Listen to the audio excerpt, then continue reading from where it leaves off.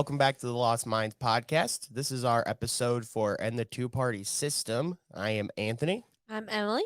And we're going to be talking about the strikes that have been going on at Amazon and the big win that they just got. I think it was Staten Island. Mm-hmm. And we're going to be talking about how important that is, how important unions are in general. And then we'll be talking about how Joe Biden did nothing to help with this. Yeah, we have a few articles to show y'all. So first of all, congratulations to all the Amazon workers in Staten Island. First, Amazon vote for a yes for a union. So congratulations to them. Obviously, they still have a long way to go because it is only a vote to unionize. So there's still a long way to go. But great win there. Huge wins for Amazon. As we know, Amazon is like historically extremely brutal with their working conditions. And I know that Chris Small's main organizer has been trying to do this union for a very long time and has also worked from like really the ground up without any other help from like national unions to do this. So great work on his end. Amazon spends billions of dollars to stop unions from organizing. Mm-hmm. And they have very intricate ways of manipulating people to not do it. And they banned, did you see that they banned like a bunch of words from their email chain? No. Like people, their employees can't use crazy, like it's some crazy shit. Like I'll look it up if you want to. Okay, I'll play this video and then you can tell us more about that. Oh yeah. It's crazy. It is just a video of, I believe, a winning speech almost from this union effort. So we're just gonna go ahead and play this and chat a little bit more about this issue. So let's get this. But let's start with Amazon. For the first time, workers just voted they want to form a union, signaling they don't think the company is doing its best by them, even though Amazon fought hard against this. Victory for the workers. ALU! ALU! ALU! Now, maybe you remember this all started at that Staten Island warehouse, JFK 8, that made headlines last year when one worker, Chris Smalls, was fired after he led workers on a walkout over conditions during the height of the pandemic, right? This was when things were at their worst. Deaths were happening at many places of work across the country. There was no vaccine. Now, Amazon says that's not why he was fired, but it almost doesn't matter why or what happened. That strategy may have backfired. A lot of people gave money. They crowdfunded to start this union. And now Amazon cannot set the terms of pay, benefits, and working conditions here. They're going to have to go to the union and negotiate with them. All right. So there was that. So yeah, again, congratulations to them. So talking about, I saw this on Twitter the other day and I thought, I didn't think it was real. And then I started reading about it and it's definitely real. So Amazon made this worker chat app that would ban words like union, restrooms, pay raise, plantation, grievance, slave labor. This is dumb, living wage, diversity, vaccine are amongst some banned words. This is dumb. This is dumb. Following a meeting that some fancy higher-ups had, an auto bad word monitor was devised, constituting a blacklist that would flag and automatically block employees from sending a message that contains any profane or inappropriate keywords. Okay. So yeah, they're really great company they got over there. Amazon is already, I believe, trying to like work on stopping this too. Oh hell yeah! Well, there's some specific stuff. Chris Smalls' car explosion is scheduled for next Tuesday. God, that's so concerned. That's so bad. I hope not, but hey, you never know. Listen, we gotta. There's got to be a big Dr. Evil. There's got to be a big movement around this stuff, or else looks like one of those evil thumbs from Spy Kids. You never know what he's got going on up there. It's true.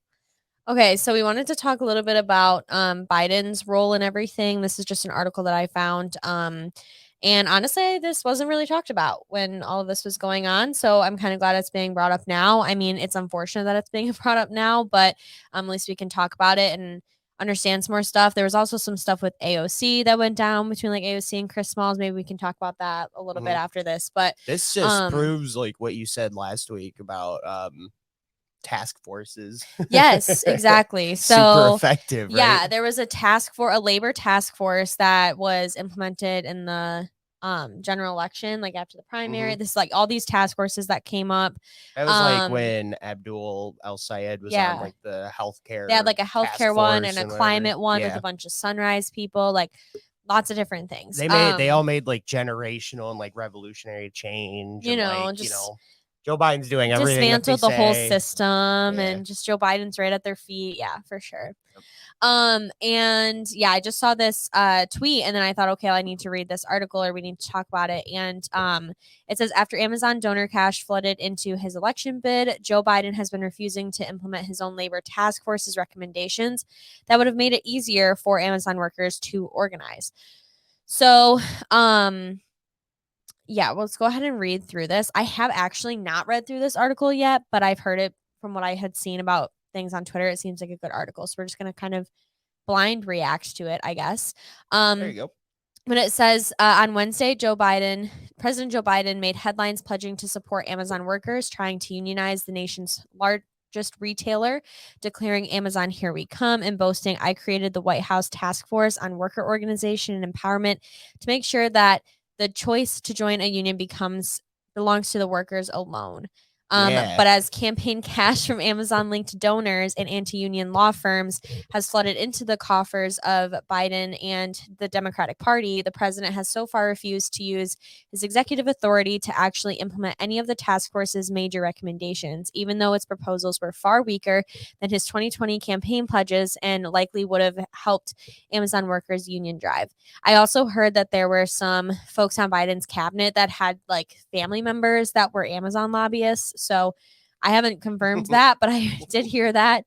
And it would not surprise me. So it doesn't surprise me either because his family is full of like really techie genius people like Hunter Biden, because he got that thing in Ukraine. Because they're all very qualified people. I love your sarcasm today. Beautiful. I don't know what you're talking about. It's not sarcasm. Okay, so moving on.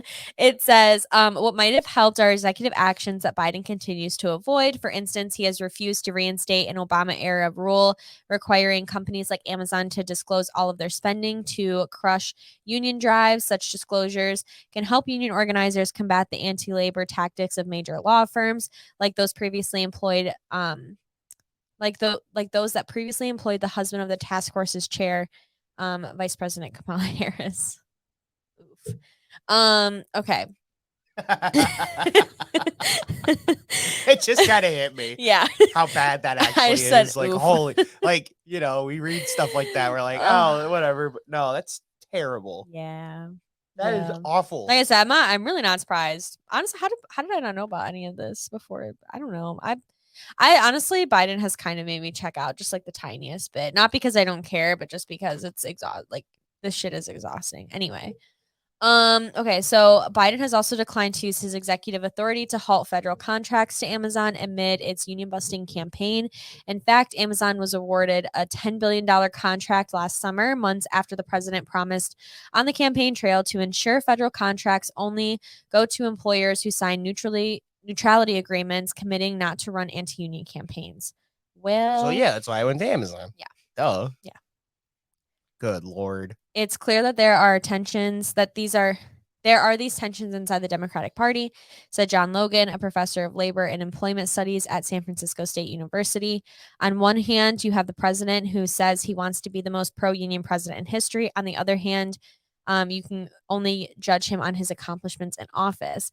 We're not going to get the PRO Act, not going to get the labor provisions and Build Back Better. What are we going to get? Man, wouldn't that be cool if we just judged people based on their accomplishments in office? Like, wouldn't it? Things would have been avoided so freaking long ago, but it's a little late for that now. I feel like the only thing that I value from like things that my grandparents and like elders of mine have told me is like about politicians always lying. Like, I feel like in that generation, there was this like huge joke kind of thing of like politicians being these liars and stuff. For some reason, our generation specifically has really rehabilitated politicians, but yeah, and there's probably a lot of really reasons weird. for that, but it is really weird. We need to go back to that of just like assume that they lie about literally everything that they tell you because they probably are. They pretty much are. If you think about it, our generation kind of rehabilitating them and doing that, that's kind of just like the years of propaganda just kind of working finally, you know? And I've said this before too, but like I also feel like our generation is so has so much existential dread about like the future and the way that we live now that you do anything to try to escape and find hope, even if it's in a politician or in a TV show or a celebrity. Like celebrity worship culture is just so huge now, and they're doing it with politicians now because like we really don't have any hope for anything, so we're just latching on to anything that we see. But absolutely, I think perhaps the generation previous to ours, I think they took things like unions and things like organizing a little for granted. And I mean, because Reagan dismantling unions all across the country, that happened in the 80s, you know, that's not really something our generation can take any responsibility for. But also our generation doesn't know anything about the importance of for the large part, because we're all gig workers. We have been our whole life. It's what we know. You just go from job to job. You quit when you get tired of it. And everyone wants to be their own boss now too. Right. So yeah, there's a lot of factors into why it's not taken as seriously, but hopefully it's turning around a little bit, because there's definitely a game plan going on from like the corporate media. Cause I showed you, I think it was when we came back home from Cincy the other day, Time magazine printed a freaking article called "How You Can Unionize at Your Workplace" or whatever. Yeah. And honestly, you did show me that. That's crazy, but I feel like you're like this has to be a joke. Yeah. Well, I thought about it, and I think the game plan, the ploy there is to try to get people to try to do it so that they get caught and fired by their bosses, so that there can be like this big win on management side, so that momentum can be taken away from what's happening right now. Yeah. And it's actually pretty genius what they're doing. So there's definitely, I feel like there's this kind of war that's it's been reinvigorated from this small victory that they got on Staten Island. Yeah. Just the way they did it was really like inspiring. Like I said, just like really starting from the ground up. I didn't mean small victory like in a bad way, but that is what it is. It's a step in the Amazon's perspective. Yeah, like there's still many more. But I'm just saying, to the corporate media, to the establishment, this is kind of like the people and the workers kind of throwing their first shot in this war, and now they're gonna respond. It's gonna get ugly. We've kind of been building up to that too, even with the like all the people quitting left and right, like not taking abuse from their employers anymore. Like it's been the Great Resignation. Like we really are not putting up with anything less than what we are asking for or what we know we deserve. And unfortunately, like lockdowns and COVID weren't great, but they also taught a lot of people that. They taught a lot of people that like, oh, I've wanted to work remotely for years and now I'm working remotely. So when they told me I couldn't work remotely, or were they, they just wanted me to be there to be their little like, I can puppet that they can control at work, and they can manage my productivity and all these things. So it just revealed a lot to people about, their workplaces, and didn't want to make people go back. Yeah. Which overall is a good thing. Definitely. I think you're going to start seeing that now, where, like I said, they're going to start playing up how great unions are and like the media and stuff to get people to catch people's attention. And so a lot of workers now, I think the logic is they might see something like that, get excited, and then try to do it in like a mismanaged and like unorganized way, get squashed. And then if you're making a decision like that on the fly, you're not going to hold your ground when like things hit the fan. Yeah. So a lot of people are going to start trying to organize and unionize, and they're going to get crushed. And then people are going to be like, oh yeah, being in a unit might be great, but getting there sucks. Well, this is why we need our elders to come out and like be teaching us things about this kind of stuff. Like we Right. need people, older people that we look up to come back and really teach us about their experiences with the organizing unions and being a part of unions, because majority of our parents may be a part, or grandparents might have been a part of unions. So we need those folks to come back and start teaching their newest generations about those things. We need to keep passing it down, you know, lineages as well. I should have, my grandpa used to be, I don't remember if he's the president of Teamsters in Flint, but he used to organize, like do labor organizing and unionizing. I should have asked him. I might just like talk to him and just like write down some notes, just come back on the pod, tell him what, just relay the information. Yeah. Okay, so we're going to move through this article. What he was not doing is sending a message. So it says, on the campaign trail, Biden promised to be the most pro-union president you've ever seen. And during last year's headline-grabbing but ultimately unsuccessful union drive at an Amazon warehouse in Bessemer, Alabama, the president issued a vague statement in support of such efforts, but stopped short of calling out the retailer by name. On February 7th, Biden's labor task force offered up a variety of ways he could follow through on his promises to workers. The task force's 44-page public report contained a laundry list of recommendations, including mandating that federal contracting dollars are not spent on union busting and ensuring that anti-union campaign activities by federal contractors are publicly disclosed. A few days before the report's release, Biden announced an executive order mandating union labor be used on new infrastructure projects. But since then, he has declined to issue executive orders implementing any of the task force's other recommendations, even though the report noted that the president has the authority to take action on them. Almost immediately after Biden's comment on Wednesday about coming for Amazon, White House Press Secretary Jen Psaki, right? That's how you say her name, tried to walk back on the president's remark. When asked whether Biden was endorsing the efforts by workers to unionize Amazon facilities, Psaki responded, what he was not doing is sending a message that he or the U.S. government would be directly involved in any of these efforts or take any direct action. What he is conveying is his longtime support for collective bargaining, for the rights of workers to organize, and for their decisions to do so exactly in this case, something that he has long supported broadly over the course of his career. So yeah, goes, like you said, goes back to that like task force thing. They don't do anything, and we should avoid using them in the future at all costs and avoid supporting them. Well, doing that allows Biden to do this shtick where he's like, oh yeah, I love it. But I mean, like it allows him to give the flowery, beautiful rhetoric towards it, but he you know, as you're seeing, he's not doing a goddamn like thing. We have, and it doesn't matter what we see them put out. Like they're putting out this 44-page report. It's a public report. You can go look at it yourself, and he's still saying he can't do anything about it. It's like they're literally these are like experts. I mean, these people do have knowledge on this stuff. I'm not saying that these task forces don't have knowledge, but they also don't guarantee that anything's going to happen, you know? They don't have any real authority. I would trust what they're offering, but also, you know, they're not guaranteeing that anything's going to happen. They can't guarantee that just based off of a task force. So, yeah, it's just funny how it is public record, but he's still saying that he can't do anything. So it just shows you once more. You want me to do some reading? If you want. Okay. So Amazon was forced to disclose spending more than $4 million to try to block unionization last year, and that anti-union spending boomeranged against the company in Staten Island.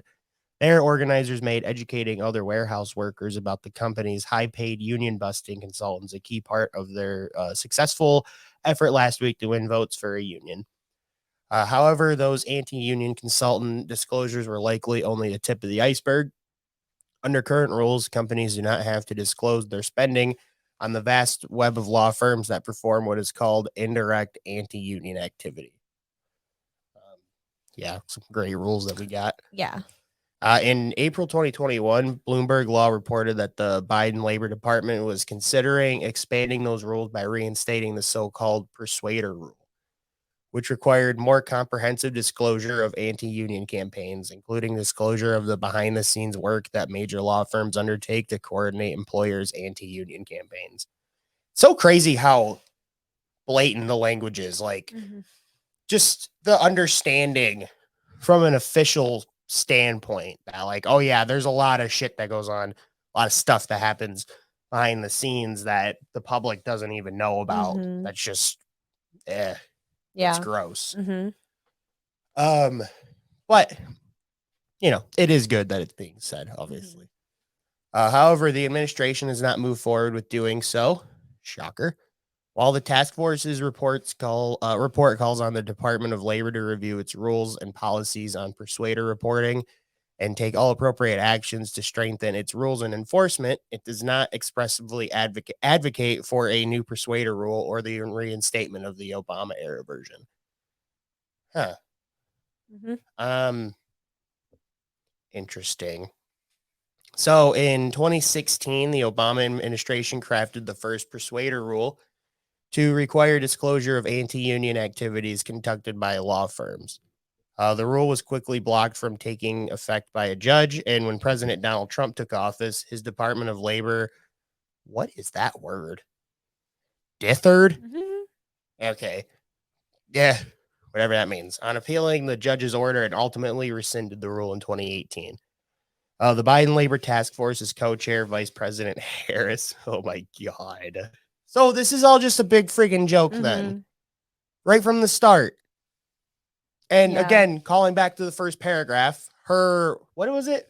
Husband? Look, it says right there. Harris's husband, Doug Emhoff, was previously a longtime partner at the major corporate law firms DLA Piper and Venable, with the firms paying him $1.4 million in 2020 alone. Under a reinstated persuader rule, both of these firms would almost certainly have been compelled to make disclosures about their union busting work. Whoa. Incredible. That's incredible. So, yeah. DLA Piper boasts on its website that it defends corporations against strategic union campaigns. So the Biden administration was really just hoping that people wouldn't dig into any of this when they made these task forces. Because, you know, you put Kamala Harris at the co-chair. I mean, even if people don't know, her colleagues don't know about her husband, then she's just there to create tension and block things. We and have to have a conversation about corruption in that sense. It's the same thing as Ro Khanna's wife. Like, you have to have like, yes, it's not them directly, but you have to have a conversation about being in the same household. Absolutely. You just do. Like, you come home, they come home and talk to each other about work. Do you think that they don't? You know what I mean? Absolutely. Like, they're married. I don't know. Or to act like she doesn't have any interest in the amount of money that her husband makes. Like, it doesn't affect her life at all. Are you kidding me? Right. That's insane. It's like if you had a career opportunity that somehow I could help you with, I'd do it. That's the difference between a mini mansion and a mansion. I'm just saying, like, obviously. That's $1.4 million in 1 year.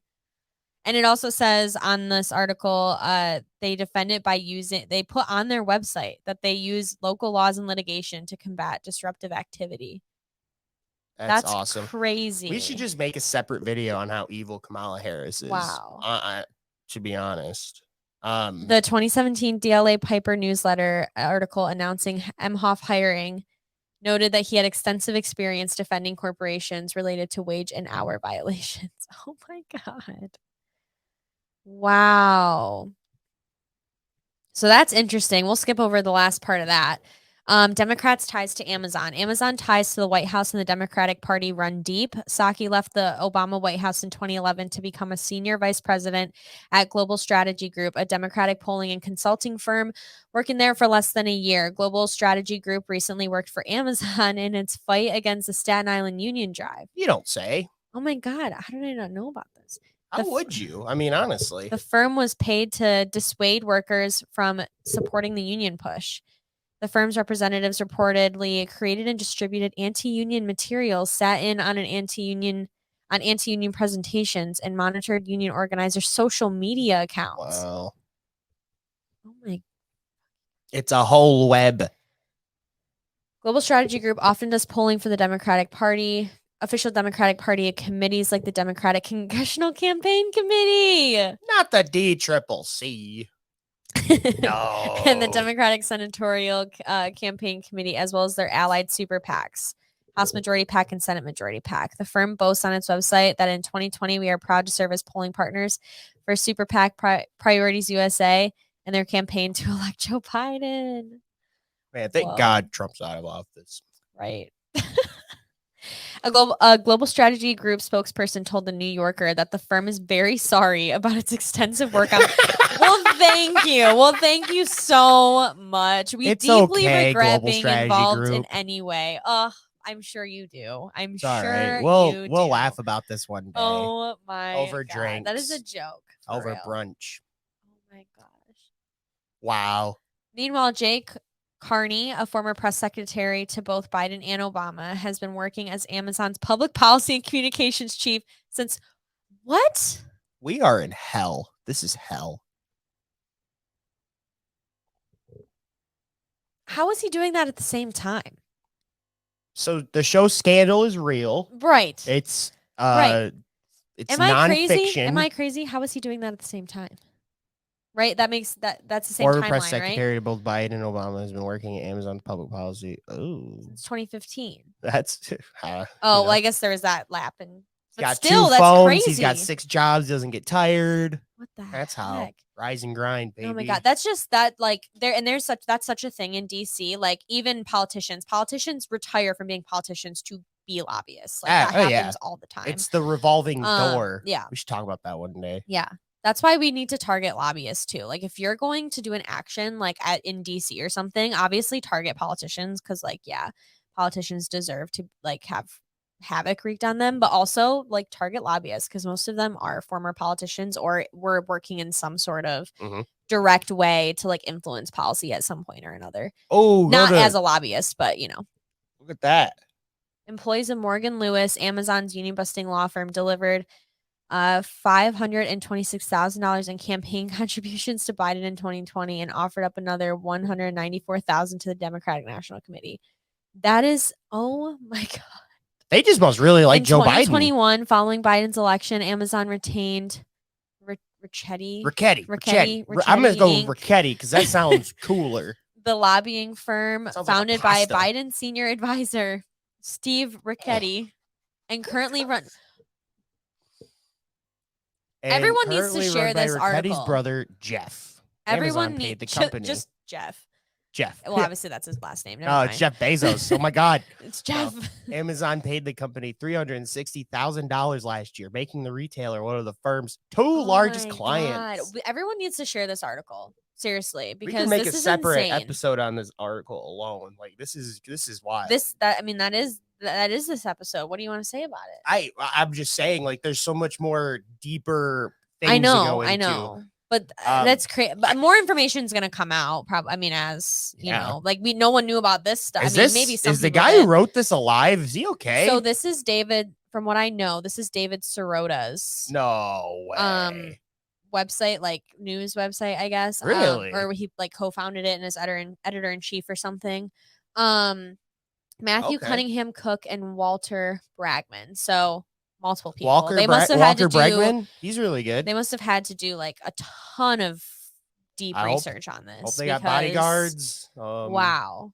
And of course, like the Twitter is underneath the Twitter, everyone's like, any surprise that David Sirota is the founder of this publication?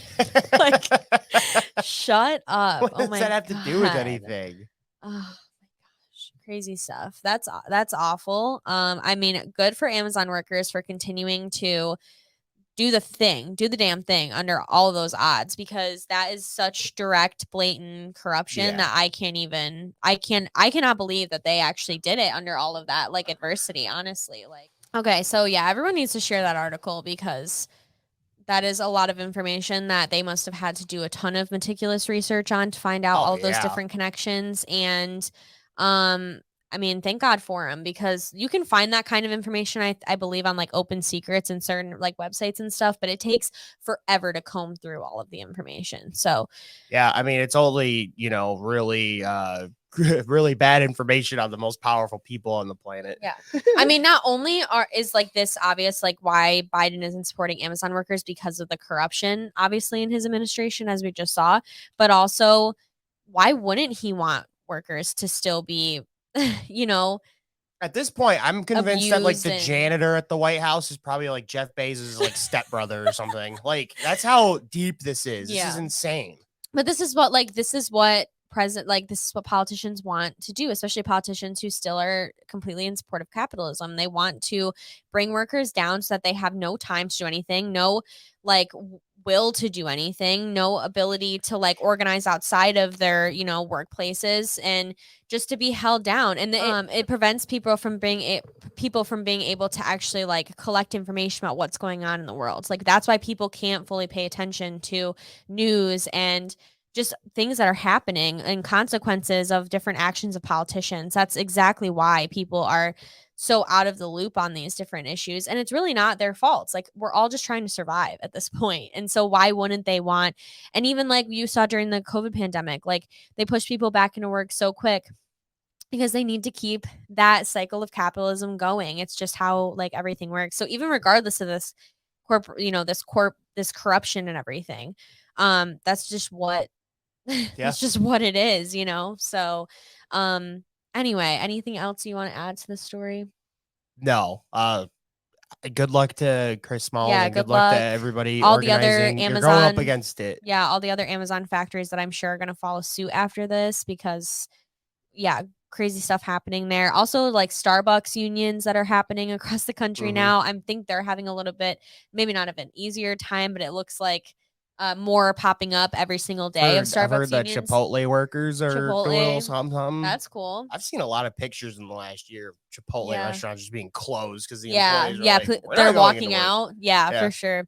Yeah, so good luck to everyone who's trying to unionize. We're obviously in full support of y'all and hope, you can beat these odds that you're under, because I think the ultimate goal is to just have like one organizing chain for all workers so that every worker can be unionized. Yeah, Maybe and not under one union. I just wanted to mention too that this is why it's so important that we have a general strike like as soon as possible, because this is how people like me and you can help these workers actually accomplish these asks. Like we need a way for people that aren't directly involved in these companies to also boycott and show support, just like the Kellogg's union and the Nabisco strike and the Kellogg strike and all these. Like we need some more like a way that union workers, if they're facing backlash, to say boycott right now, it's a strike, and also people would have a way to still get those goods that they need, or still be able to have access to things, or be able to strike and be able to support their family, still eat, all that kind of stuff. You gotta make it so that they can sit on the line for as long as possible without feeling that pressure of, oh my god, like my livelihood is in jeopardy. So we talk about this every episode, but we really need to start ramping up mutual aid efforts, because I think even with so many companies, like you've pointed out, are organizing to unionize and to do these strikes and stuff, it's becoming more frequent every year that like more companies at the same time will strike. It's not even about like doing it at different times. They'll do it at the same time. That we really do need to get mutual aid organized so that we have ways that we can support these people, make sure that they can stay out of their companies longer to strike, so that they can get these wins. So congratulations to them, and share this article everywhere that you can. This is really crazy information and people need to hear about it. So as always, links will be left down in the description. Mutual aid resources and efforts will be left down in the description as well. Don't forget to like and subscribe to the channel. Check out all the other shows that are happening this week, and got some good ones over there, folks. So we will see y'all next Monday. Network is popping. And y'all should check out everything on it. We also have our channel listed below. So if you'd like to support our show financially, or just go ahead and subscribe to our channel, we will be starting to post back on that this upcoming week. So we're getting back into the swing of things. We have all that information below if you want to check it out. Also information for and the Two Party Systems website, how to volunteer, buy merch, all the cool stuff. Check out all the other shows. We will be posting consistently now Mondays between 6 and 9 p.m. So check us out next Monday, and we'll see y'all then. Thank you so much. Thank you. Bye, everyone.